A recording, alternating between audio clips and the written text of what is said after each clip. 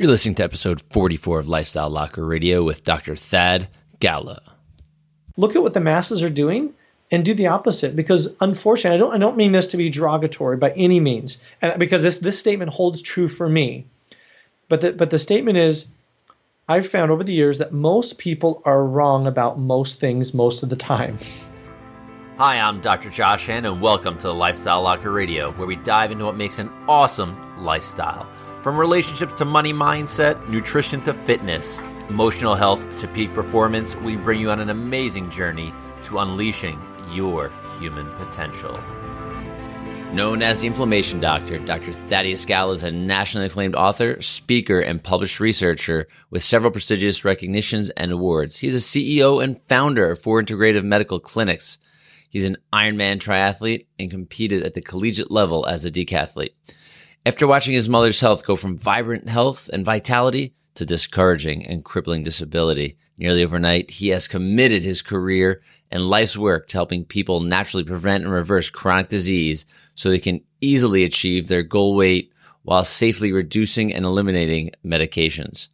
Now his mom is in her 70s, is 100% medication-free, runs and wins 5K races, and is the lead health coach within his clinics. Due to his limited schedule, Dr. Gala manages only the most complex cases in the clinic system, and often people seek him out throughout the nation for his services. So here you have Dr. Thaddeus Gala. All right, Locker Nation. In the locker room today, we have Dr. Thad Gala, the world famous Dr. Gala. Super excited. We've kind of come full circle here. I went to chiropractic school with him, and he's created this mecca of healthcare out in the West Coast of the U.S., and people are following him everywhere and finding him everywhere. So should I call you Dr. Thad, Dr. Gala, Thad? What do you want me to call you? Well, whatever works. I know, because since we went to school together, it's kind of weird. You can call me Thad. You can call me Thaddeus. You can call me Dr. G, or whatever works for you. Whatever jives is cool. It's just great to be here with you today. Awesome. So I'll call you. It'll just be first name basis, make life easy. So Thad, thank you again. So let's hear a little bit of your story. For those that don't know him, I'm sure you're going to Google him within about 5 minutes after this call, if not during the podcast. Tell us a little bit about your backstory, kind of where you've evolved from. Sure. Yeah. So I always, whenever I go into a conversation, I always ask myself, so why should people listen and why should they care? Why is anything that I have to say important? So hopefully people that are listening get some information out of today in terms of what they can do to start improving their life. With some easy action steps, which we can get over today. But also, what's the relevant? Because everyone, has great information. So why should people even care?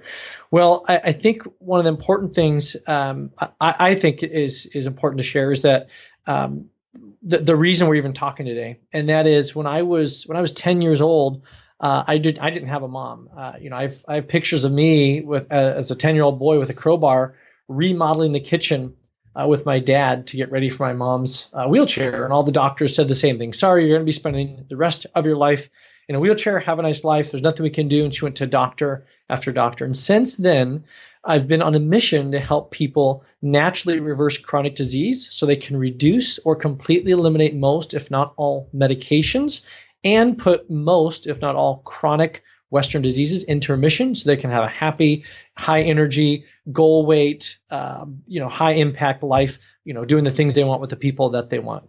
And the reason I share that story is because my work is steeped in passion. It's not just for a paycheck. Yeah, I get paid for what I do, which is great. But the reason that I initially went into it has a very underlying passion. And I think that comes out in many, many ways, which I think will become relevant as we dialogue today. Yeah, that's really cool. So, the story of your mom and being in chiropractic school with you, and then realizing, not even knowing that this story was evolving while we were in school together, is really neat. And I even watched the video again today, just, that the testimonial from your mom and kind of the story. So can you just give that story like a condensed version, because people are going to find it online anyway, but kind of go So my parents moved up from Southern California to Southern Oregon, and they bought a piece of property in rural Oregon. So imagine a field full of daisies, surrounded in this middle of this valley, surrounded by trees. And my parents drive on. They come up with this utopia view of how the world works. They come up from, kind of polluted San Bernardino, Los Angeles during like the 60s, 70s. They come up to Southern Oregon, and it's just, they've died and gone to heaven. It's beautiful, evergreens, and this field is full of daisies when they drive on it. And they tell the realtor, this is it. And they buy this piece of property with no running water, no electricity, no phone, no roads, nothing. And really, Josh, I can send you a picture. I have a picture of my parents in a tent. They pitched a tent and their cars parked next to it in the middle of this huge field in the middle of the forest. And they pitched a tent and they said, well, we have pretty much through summer to build a house and get a roof on before the snows come. So my parents worked sun up to sundown on the ranch, raising myself and my brother, raising animals, a garden. I always joke with people that, remember the show Little House on the Prairie? Yeah, totally. I remember watching that when I was a kid, and I would think, oh, that's really cool, Mom and Dad. There's people that live like we do.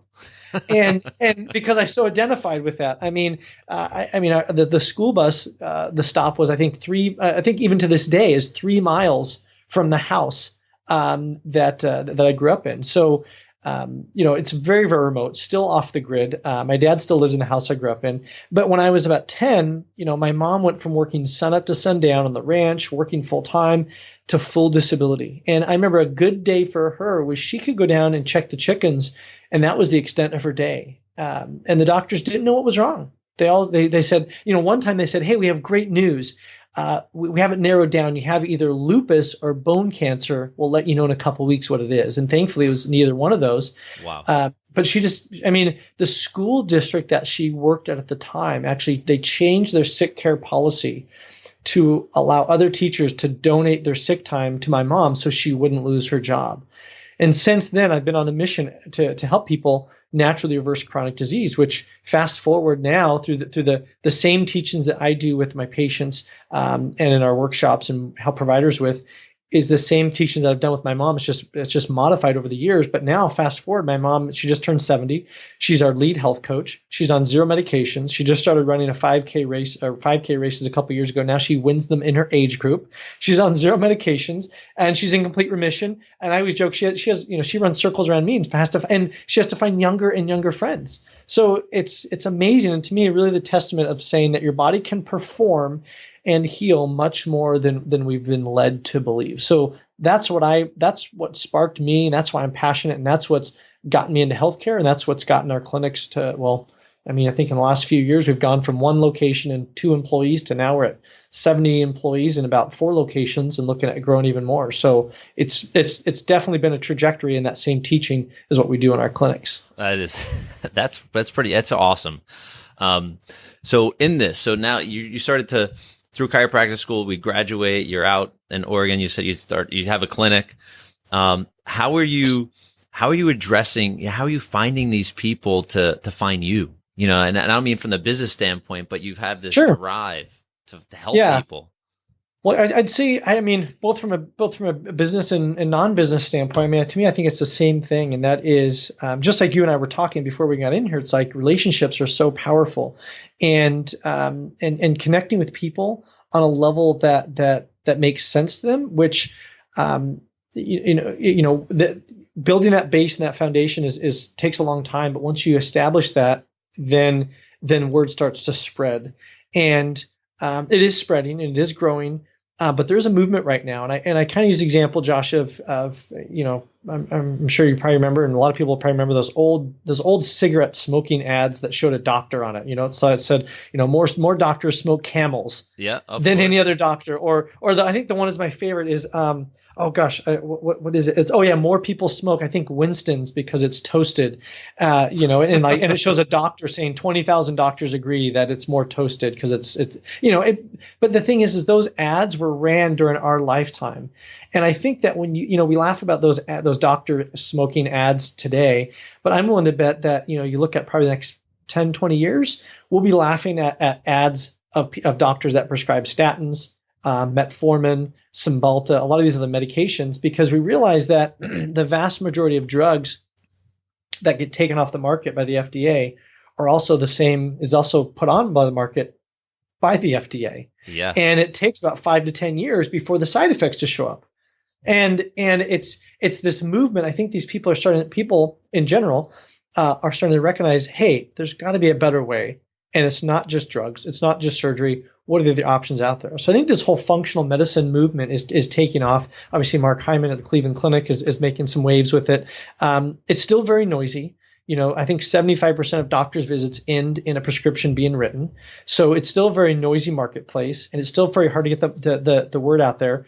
But I like to use the bell curve, right? So you have a bell curve, and on the end of the bell curve, you have these small segments of people that are tugging the social consciousness. And I think right now we have some some pioneers and the early adopters and the early majority and even some of the late majority that are starting to dump over and recognize, hey, there's a better way to do this. So we do a lot of marketing with storytelling and basically saying, because people don't understand the science, but what we'll say is, hey, do you want to lose weight without drugs or surgery? Do you want to get off your diabetic meds? Do you want to reverse your chronic pain? Do you want to avoid Alzheimer's or reverse Parkinson's? And we'll lead with this, and people say, yeah, I'm interested in that. And then we walk them through an educational process. So what we do is called education-based marketing. And what I mean by that is we do a lot of workshops, webinars, just like this podcast right here, people listening. It's a form of education, and it is a form of marketing from the sense of it plants the seeds. And it may be the first time of 30 times that someone is to hear it. But I think the more that people like you, people like me, and other providers that have a similar goal get this message out there, I think they say that someone has to hear a message anywhere from 8 to 12 times before they take action, meaning you have to drive by that new restaurant 8 to 12 times before you'll think, I'm going to go try that new restaurant out. Yeah. And then by the time you go in there, you're like, hey, how long have you guys been open? This is great. I just saw you. And the owner says, we've been open for 2 years. Kind of, you're like, wow, I just saw you guys. But you've been driving by it, 100 times since then. So it's breaking through the noisy marketplace because drugs, the pharmaceutical companies and big hospitals, they have a much bigger marketing budget than guys like you and I trying to get this message out. So we have to do right? Yeah, probably per month. We have to do more of the grassroots effort. So it's getting the results and then controlled restraint and letting results speak for themselves. That's great. So you probably know this statistic. Maybe you do. I don't know the exact number. I know it's changing.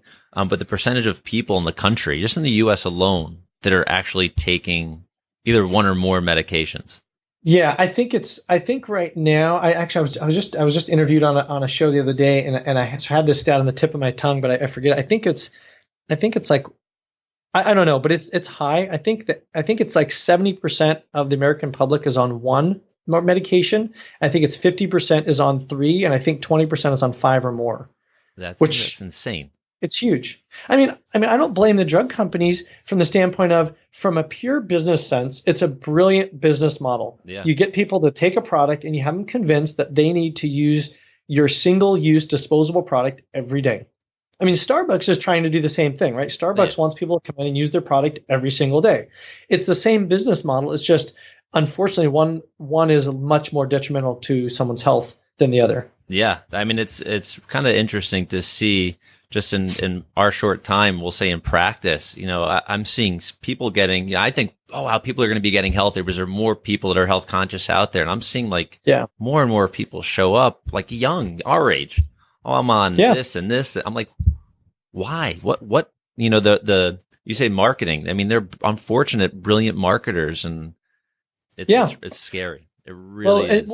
Well, that's the thing is that they have I don't know if you saw it, but I posted a video a while back. I was interviewing a medical doctor from a hospital, and I had him on stage, and he basically went through and shared the whole bonus model of how hospitals pay providers a bonus.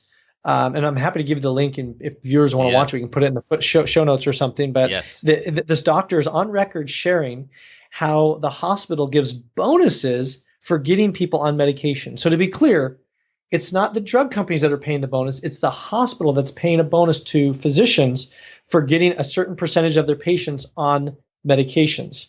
And that bonus is tiered. So for instance, he was saying for statin medications, the hospital has a bonus system that if you get X percentage of your patients on statins, and they call that compliant. So basically they write it up and say, if you can show compliancy in your patients and their compliancy, kind of the small print is you need X percentage of patients on statin medications. You can get upwards of a $2,500 bonus. So he doesn't work there anymore, obviously, for a variety of reasons. But I can share you the link. He's a very well respected MD, and he goes on and on about how this hospital does that. And see, the thing is that doctors don't get paid directly for writing prescriptions, but they get paid indirectly, meaning the drug companies pay for a lecture hall at a university, at a medical school. The drug companies pay for continuing education on their drugs. They provide other gifts, other services. Even though the rules are tightening up on that, there's other creative ways to get around it. They just word it differently. So there's a lot of, right? And it's not just, hey, write this drug and I'll give you this cash. What it is it still takes place, but there's 2 or 3 intermediaries that make it so it doesn't look as bad. And I'll use a very overt, maybe it's not the most appropriate example, but it's kind of like, well, I won't use the example because I don't think it's appropriate, but I think you get the point. Yeah, I mean, I have patients in one of our offices here that, he talks about, oh, I got invited by my friend who's a dentist, I believe it was, from one of the chemical companies or drug companies. They went to the Bahamas, rented like 4 yachts and all of this stuff, and I'm sure it's nuts. I'm like, really? Really? Yeah. Well, when I first got out of practice, I asked a local provider, I out to lunch, because I had big student loans and I had 0 patients. Yeah. And I thought, well, I have to close this gap somehow, so I better start networking and building relationships. So I invited this local provider out to lunch. And I said, and we're having kind of small talk before we're talking about patients. And I said, oh, so how's it going? She's like, oh, it's great. Dr. Gala, I just got back from Hawaii. It's so great. And I'm like, oh, I love Hawaii. What were you there for? I said, oh, I was there for a 1-day conference. For this drug company flew me out there for 4 days. I said, well, 4 days? I thought you just said it was a 1-day conference. She's like, yeah, but we had so much fun doing all this great stuff when we were out there, all expenses paid. So when she comes back, what drug is going to be on the tip of her tongue? So it's not any one person's fault. It's the system. I mean, this is the first time that life expectancy has actually went down. This last year or so, and we just crested 70% overweight and obesity number, the obesity number in the U.S., meaning that we just crossed the 70% barrier, meaning that 70% of Americans are overweight or obese. That's huge. Huge. And that's following mainstream advice. And that's why I always say, look at what the masses are doing and do the opposite. Because unfortunately, I don't mean this to be derogatory by any means, and because this statement holds true for me. But the statement is, I've found over the years that most people are wrong about most things most of the time. Yeah. And I would say, for anybody listening right now, think about whatever your profession or your job is. And I'm willing to bet that when you talk to the average person or person out in society doesn't really understand or appreciate what it is that you really do, or they have a lot of misconceptions about your industry or your trade. And I've talked to CPAs, I've talked to attorneys, I've talked to plumbers, I've talked to house cleaners, I've talked to just about every walk of life you can think of. And most people don't know what it's like in their industry until they've actually done it. And that's why I've used to be a waiter or a server. I think everyone should be a waiter or work in restaurants at some time in their life, because it would change your entire perspective of how you look at restaurants. Yeah. But that same mindset carries over with everything else. So just from what you see on the front stage of the medical world, drugs and surgery, isn't necessarily what's going on in the backstage in terms of what's really taking place. Because we're getting sicker listening to mainstream advice. So we need to look at what the mainstream is doing and do the opposite. Yeah, that's why we have you here. Yeah. That's why I have you on. So then let's dive in. So now that we kind of have like a little preface of where we want to go, like what the problems really are, kind of give us an idea. I mean, you're big into, I use the word inflammation, and a lot of people, like we were saying before the call, I get a bump or a bruise, that's inflammation. People understand that, but really, what is inflammation and what is it contributing to? Yeah, no, a great question. So I was actually just doing a workshop. I did a talk about, I think it was last week, on reversing Parkinson's and neurodegenerative issues like Alzheimer's, et cetera. And what we find is that there's two, so this is even relevant for people with Parkinson's, Alzheimer's, MS, lupus, et cetera. But there's two types of inflammation. Like you just said, You get a bump or a bruise or a cut, it swells up, that's inflammation. You sprain your ankle, that's inflammation, it swells up. But what we're talking about is subclinical inflammation. I like to use the example, think of it like lava below the surface. It's this low-grade, smoldering irritant below the surface. And if it stays low, if the lava stays low, it's not a problem. But if that lava below the surface starts to build up or that pressure starts to rise, then what we find is that eventually it erupts. And just like if a volcano erupts, it causes a lot of problems for the nearby areas. Same kind of thing. If your lava or your pressure builds up in your body, it erupts and whatever area it erupts in, that's where it's going to be a problem. So if you have inflammation that essentially takes hold in your pancreas, that's going to cause diabetes. People don't realize that diabetes is not a blood sugar issue. It's inflammation in the pancreas. And I don't mean pancreatitis in the overt sense. I mean in a subclinical low. I think of inflammation like acid in your body. And the acid just gets everywhere in your body. And whatever your genetic weak link is, that's what disease will ultimately get turned on or expressed. So, like for the Parkinson's workshop I just did, if someone has a weak link or genetic predisposition for neurodegenerative issues such as Parkinson's, Alzheimer's, etc., they're going to be more inclined to the inflammation, the acid, if you will, essentially rotting away different areas in their brain that then lead to these neurodegenerative type issues. If someone has the genetic predisposition for breast cancer, the inflammation will cause breast cancer. So the goal for everyone should be to reduce as safely, now that's the key word, as safely and as naturally as possible, their subclinical or their low-grade inflammation as possible. The problem is when people go online and they start Googling how to reduce inflammation, there's 1,000 different gurus out there with 1,000 different takes. And on one website, they say this reduces inflammation. And another website, they say this reduces inflammation. And it's completely opposing in terms of cause and effects. So when people go down this route, find someone that's been in the area for a long time. Find someone that has a lot of case studies and reports. Find someone that has the research and find someone that has the results. And it has to make sense, I think, both from I think that their line of reasoning, I would say when evaluating, they have to make sense from a science standpoint. And it also needs to make sense from a common sense standpoint. So like do a gut check. And if both of those things are there, then it's probably something worth pursuing or following. But if internally you're thinking, wow, that really doesn't make sense, and then but the science makes sense, then I would start questioning the science, because we know there's all different types of research, right? There's cause and effect. There's intervention trials, there's epidemiological trials, there's meta-analysis, there's all different types of research. And the problem is someone that doesn't understand even the power or magnitude of all the different types of research that can be published, what they can do is they can take a study and they can just tease out what they want and cherry pick whatever they want and make a claim on it. But they really don't understand that maybe this study is more of a meta-analysis and all it's looking at is data, or maybe it's an epidemiological study which doesn't carry that much weight. So it's hard for the layperson to know. So I'd say make sure that the science is there and do a gut check and say, does this also make sense? Like just from the way that they're explaining it in layman's terms. All right, good. So you mentioned inflammation, but I want to ask this as well, because a lot of the listeners are, this is the lifestyle locker. You mentioned this. I tell this to patients all the time that the leading cause of health and the leading cause of disease are your lifestyle. Yeah, right? Absolutely. So, yeah, 100%. I mean, everything from like you said, pancreatitis, your diabetes. I could even say cancer, right? Yeah, would you absolutely. Agree? Okay. Yeah, I would agree that cancer, in essence, is inflammation within the cells. And it just depends on whatever body organ or end organ that it ends up in. That's what ultimately gets turned on. So all these things in terms of, CRISPR technology is great, and all the gene splicing, all these things, and the nanotechnologies to fight or to quote unquote cure cancer. All these are great and necessary, and it's important to be developing that technology. And if people do the best they can to get their inflammation down and get their health as much as possible, I really think that the first people to live to 150 are alive today.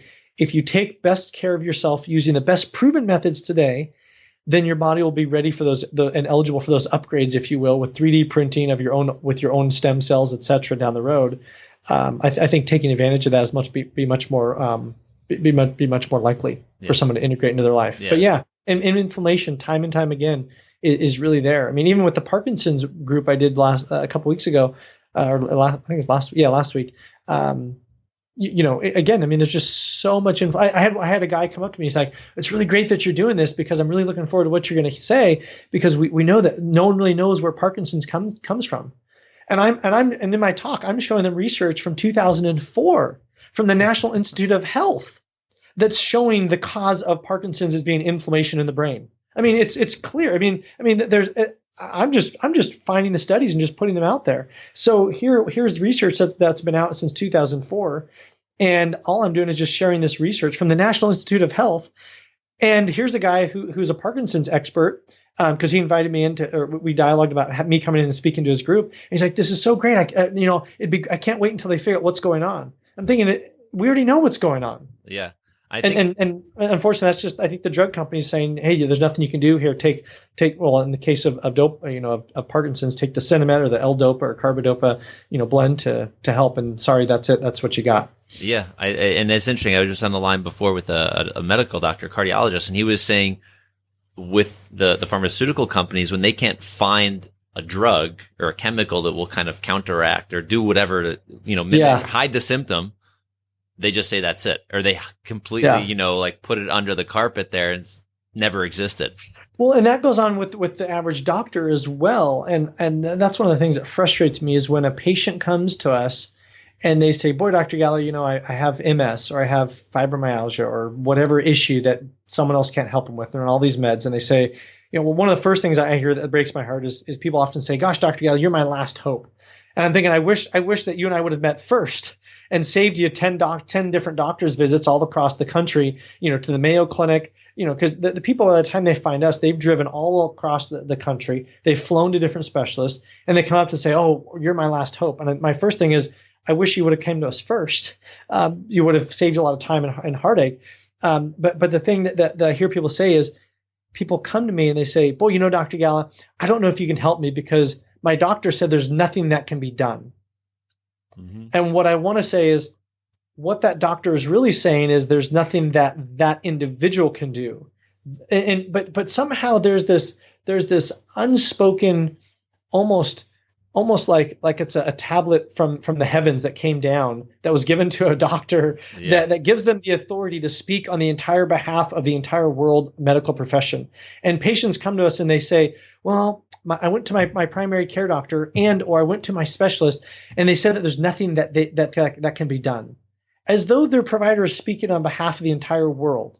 And I always tell them, there's 7 billion people on this planet. I don't know everything. I guarantee you your doctor doesn't know everything. There is a solution out there. It's because when it comes at the end of the day, your body is a chemical being. And if we can change the chemical makeup in your body, amazing things can happen. So what that doctor is just saying is there's nothing that they can do. And I say that for people so they don't get discouraged or stop looking for answers. You have to keep opening doors.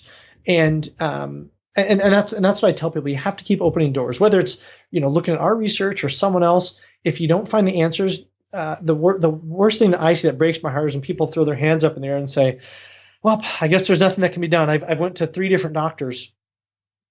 And I'm thinking, well, 3 different doctors is a drop in the bucket. There's so much information out there. So people need to keep trying, keep looking, and realize that their body can heal much more than they've been told to believe.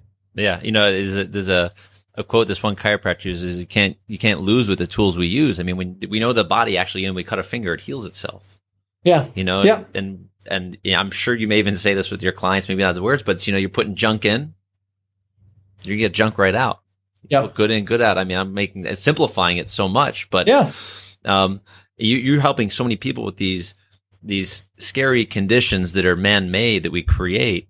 Can you let's just pivot a little bit and shift? What about you have someone, let's say I got to try my first marathon a few months ago. Congrats. That's awesome. Thank you. But for an athlete, someone that's either trying to run a marathon or this, maybe even a professional athlete, what kind of benefits to having this, I hate to use, I'm not talking drugs, but this anti-inflammatory diet or lifestyle. Yeah. What benefits would someone like me as an athlete or a professional athlete have adopting what you're teaching these people that have these crazy conditions? Yeah. So I would say, so two things. So it sounds like you're kind of maybe asking about people that want to be in more peak performance, and then also Yes. kind of the fringe kind of conditions. Yes. So I would say, I've lost track, and I can't tell you how many patients I've worked with that have come to me with those crazy kind of fringe conditions that respond very well, because we're looking at it through a lens that no provider has typically worked with them on yet. So that'd be one thing, is really appreciate and understand the pathophysiology of what's going on, or your provider needs to understand the pathophysiology. The sad thing is, Josh, is that the average provider, I'd encourage the people listening right now, if you want to just recognize the depth of knowledge and awareness that your provider has on really what's going on inside your body, ask them a very basic question. Ask your doctor this: how does an aspirin work? And they say, oh, well, it reduces inflammation. Say, okay, that's good. But really, like chemically, like what chemical is it working on in the body? Because everybody's heard of aspirin. Aspirin is one of the most common medications. And if a doctor has ever prescribed a baby aspirin, the 81 milligram or an aspirin for something else, or even a Tylenol for that matter, but just ask them and say, Dr. X, how does an aspirin work? And if they can't answer that, I would be concerned. Meaning, if they just say, oh, it's an anti-inflammatory, that's not good enough. I mean, say chemically, what chemical does aspirin block in the body? And if they should say COX, it's a COX inhibitor. And if they can't say that, or if they do say that, say that's great. They say, well, where does that chemical process originate naturally? And if they can't say, oh, that comes from either arachidonic acid or it comes from omega-6 fatty acids, then they don't understand the basic physiology of where these chemicals are coming from in the body. So just ask them some basic questions and see how they respond, and even do some research before you go in there. And I'm not saying this to be necessarily rude or do a gotcha to your doctor, but even just evaluate. And obviously you can just ask the question just real kindly, subtly, and just say, how does this work? And just really come from a true like listening, open heart perspective. And then when you leave that doctor's appointment, really ask yourself, how did my doctor answer that? And how do I feel about the answer that I was given? And then that can let you know how well is this doctor really understanding the process, rather than just doing revolving door type medicine, just one in, one out, next. Yeah, and that's aspirin, right? Not like a Lipitor or you're talking about a small thing, let alone massive... aspirin. Everyone's heard of aspirin. Everybody, every doctor should understand the basic physiology of how an aspirin works if they're prescribing it. Candidly, I think if a doctor prescribes any medication, they should intimately know how it works and what it does to the body and what are the other downstream effects, short and long term. Long term meaning, what are the 5 and 10 years effects of this medication? And they need to know that. Just like we all know smoking can lead to increased risk of lung cancer, heart disease, cancer, etc. They need to know that those same long-term stats for things like metformin. Like we know metformin long-term drastically increases the risk of lactic acidosis and ultimately death. We know that the long-term use of Cymbalta, a common fibromyalgia drug, leads to increasing anxiety, depression, and doubles the risk of suicidal thoughts. We know that aspirin was actually taken off the market from the FDA's perspective, in that the FDA in 2004 no longer recommends taking a baby aspirin a day because too many people were having strokes. Because now aspirin has been on the market long enough that they said, whoops, it's causing too many strokes. We need to, I mean, you can go right to the FDA website in 2014. Most people don't know this, let alone doctors don't know this. So we know that aspirin, the FDA is now wanting to pull it off the market. We know that things like statin can actually lead to neuropathy, other health issues. Cymbalta leads to increased suicide risk. Metformin can lead to ultimate lactic acidosis and death. I mean, I could go on, but if your provider isn't talking to you about this, that's the first thing, is really understanding the inflammation. The other thing was, you asked about peak performance. Performance, yes. So when I was a decathlete in school, I was doing everything wrong. So when I was at the university, I did everything wrong, and I still did well because I had youth on my side and I was able to plow through it. And knowing what I know now, I'm sure I would have placed much higher, and I probably would have been a much higher contender in terms of the collegiate level. But even in school, when I started training for an Ironman and doing triathlons, I still wasn't doing everything right, and I could have done things a lot better. Even then, I did well because I had youth on my side. So now that I share that because I want to say, people may think, well, Dr. Gala, that's great, but I'm still young and I'm doing great times. I'm hitting all my times. Yeah, And I'm willing to bet you can also do better and do it easier as well.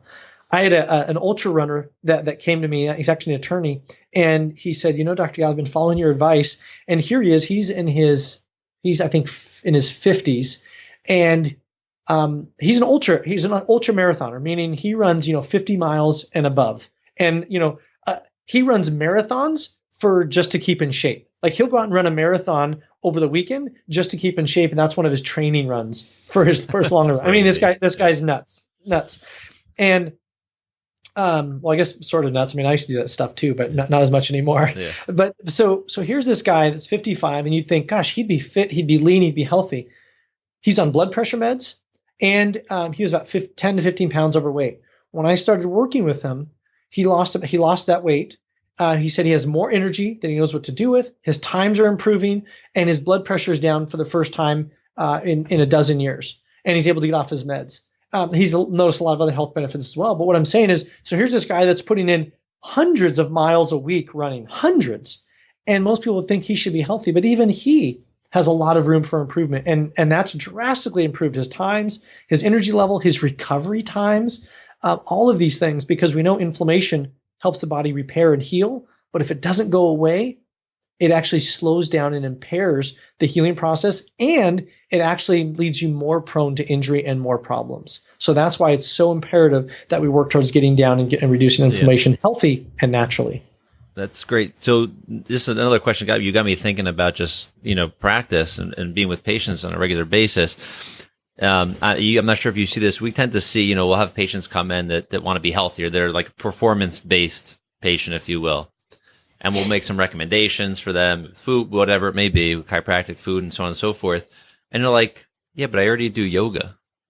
Yeah. But I already eat a salad a day, type of thing. Is that something that you kind of get confronted with as well all the time? Yeah. I think one of the biggest ones is people say, yeah, but doc, I eat pretty healthy. And I would say, okay, that's great. But first off, you can't, this is the one I get. People say, yeah, but doc, I exercise every day. And my response is, well, you can't out-exercise a bad diet and a bad lifestyle. And no matter what you do, to me, it's kind of like I take my car to the racetrack every day, and I say, well, yeah, but you're putting, the lowest grade fuel in your car. And they're like, yeah, but I take it to the racetrack every day. It's like, well, there's some evidence to suggest that if you are unhealthy, have an unhealthy diet, and you go and exercise, that's actually worse for you than not doing any exercise. Yeah. So now I'm not saying that's an excuse to not exercise, but we know that exercise is the biggest source of free radicals in your body. And so if you don't have the right support there, exercising can actually accelerate the aging process if you don't have the right mechanisms in place to help your body heal. Now, I'm not saying that's a get out of jail free card for exercise. But I'm sorry. What I was going to say is that you're the ultramarathoner you were just talking about. It's a prime example. This guy could have been doing so much damage to his body, or probably even was before he started to change. Right, working with you. Yeah, absolutely. And I see this with all different types of, whether it's people with, all different types of health issues that I see them putting an enormous amount of energy and effort, but it's not in the biggest levers. And I see people, it's kind of like. Exercise to me is like trying to open a door from the hinges. Next time you go to open a door, don't grab the handle. Just go over to where the hinges are and place your hand right next to the hinges and open the door and see how hard that is versus grabbing the handle and opening it. And I use the example, it's where you're pushing on the door is the difference. The door is still going to open, but where you push on the door. So to get healthy, pushing on the side over there, like exercising until the cows come home, you are going to get healthier most likely, but it's so much harder. So start with the biggest levers first. Yeah, yoga is great. Meditation is great. All that's wonderful. But the biggest lever, just change a few things in your diet. Cut out dairy and grains and refined sugars, refined oils. Just start with a few of those. And, I use the example of, if people say, I have a great diet. But if you have one serving of French fries, there's so much inflammation in one serving of French fries, you need 55 salads at the same setting. Holy cow. To balance out one serving of French fries. If you have one serving of potato, people say, yeah, but I just have potato chips, once a week. If you have one serving of potato chips, which to be clear, a serving is about 7 to 10, it's not a bag, but 7 to 10 potato chips, you need 70 salads, which means for every single potato chip that someone eats, they need 10 salads to balance out the pure inflammation in one potato chip. Same thing for all kind. If someone has one bowl of oats or one bowl of Cheerios, rather, they need 20 salads just to balance out the inflammation in one bowl of Cheerios, or oats, or beans, legumes, quinoa, things like that. So people don't realize that it's not a 1-to-1 ratio, meaning a plate of or a bowl of cereal has so much more inflammation that you can't balance it out with one salad. It's kind of like saying, I'm going to get stung by the most venom, or I'm going to get bit by the most venomous snake in the world, but I'm going to eat really healthy diet because it's only just a little bit of venom. Well, it doesn't take very much venom to kill you. Yeah. And the same kind of thing with all these foods. There's so many chemicals in it. So we're deceived by our eyes in terms of making health decisions, unfortunately. But I just ask people, are you at the health that you want to be? And have you looked at your chemical makeup, meaning your HSCRP levels, your blood levels? Are you where you want to be, and are you where you're going? Or are you going where you want to go? That's pretty good. Wow. So, I mean, we got a lot of information. I think we could probably chat for a long time, but I don't want to, I want to keep you from your day. I know you're helping people, and you said 4 clinics? Yeah, we have 4 clinics now. We're actually looking at consolidating. We're looking at building about a 100,000 square foot center for disease prevention, or center for natural disease prevention and reversal. So we're actually looking at consolidating into one facility. I think we'll have about 60 to 70 docs there working on all different types of issues. So yeah, right now we're at 4 locations, but we're looking at consolidating just because for management style. But and also we have a lot of lofty goals to help a lot of people both locally and nationally. Good. Well, so last thing, and then we can we're gonna call it quits. We don't have to call it quits, but we got to call it quits. Is you've mentioned we've kind of been all over the place on purpose as far as health goes, and disease and conditions and lifestyle. If you were to tell someone listening right now, do these 3 things.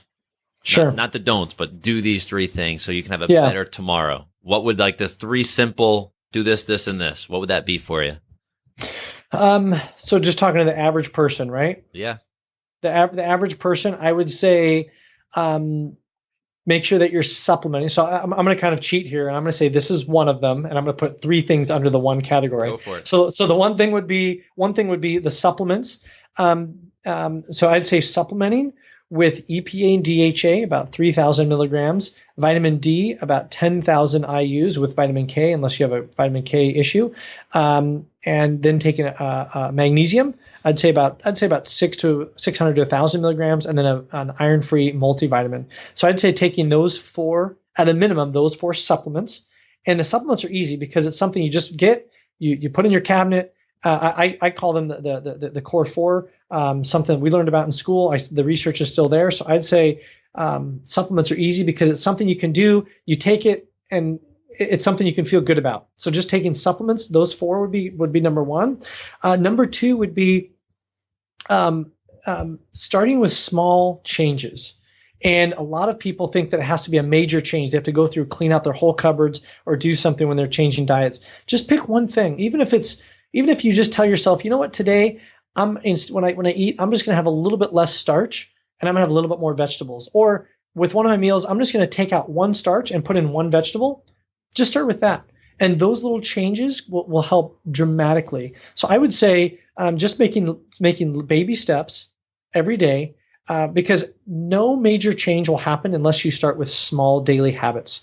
In order to make a big change, you have to start with daily habits. So I'd say supplements, just changing out a starch from a vegetable. And then the last thing would be recognizing that you have to make small daily habits and giving it time. And that time will add up. I mean, that's why, I'm thinking of one of our patients. He lost 75 pounds.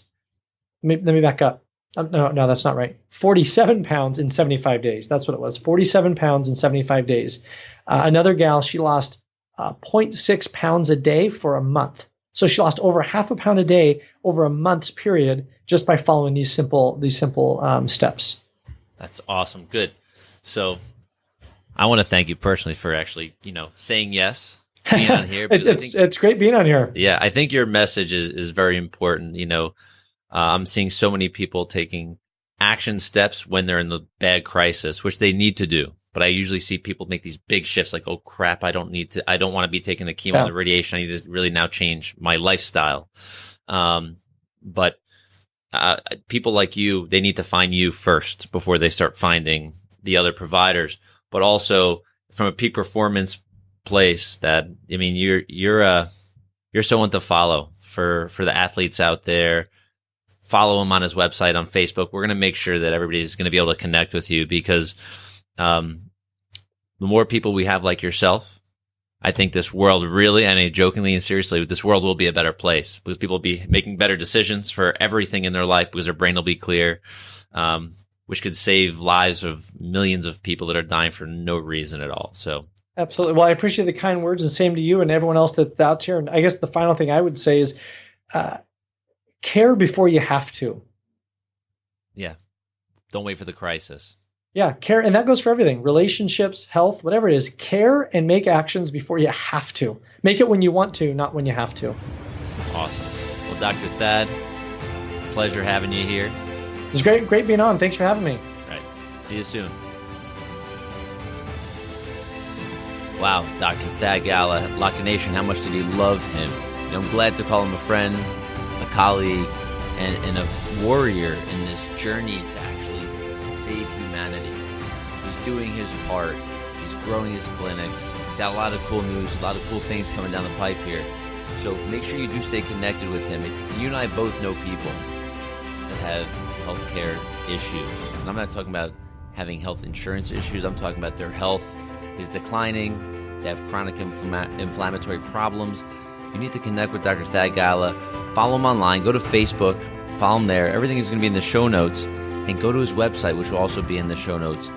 This guy is going to blow your mind once you start to see the content that he's putting out. So until then, Locker Nation, have a fantastic day. Love and appreciate y'all. Bye-bye.